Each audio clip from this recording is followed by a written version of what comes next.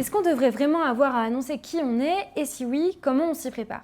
Dans le court-métrage des Doigts en or, disponible sur la chaîne YouTube de l'Univers Court, on suit trois amis posés à la plage qui répètent le coming out de l'un d'entre eux. Mise en situation, recherche des bons mots, c'est drôle, c'est tendre, et en même temps, il y a quelque chose d'un peu amer qui s'installe progressivement. Parce que le film montre en seulement 5 minutes tout le malaise autour de cette étape devenue presque obligatoire pour les personnes LGBTQIA+, c'est-à-dire ce moment de mise à nu, ce moment d'annonce, le fait qu'on en ait fait quelque chose à dire, quelque chose qu'on doit aux autres. Le coming out en tant que tel a été imaginé en 1869 par l'allemand Karl Heinrich Ulrich, un défenseur des droits homosexuels. Pour lui, c'est vraiment un moyen d'émancipation parce que, selon lui, l'invisibilisation des homosexuels est un obstacle pour que l'opinion publique change d'avis et en gros, pour que les mentalités évoluent, il faut se rendre visible. Mais je trouve que plus de 150 ans après, on peut se demander la pertinence de cette visibilité obligatoire.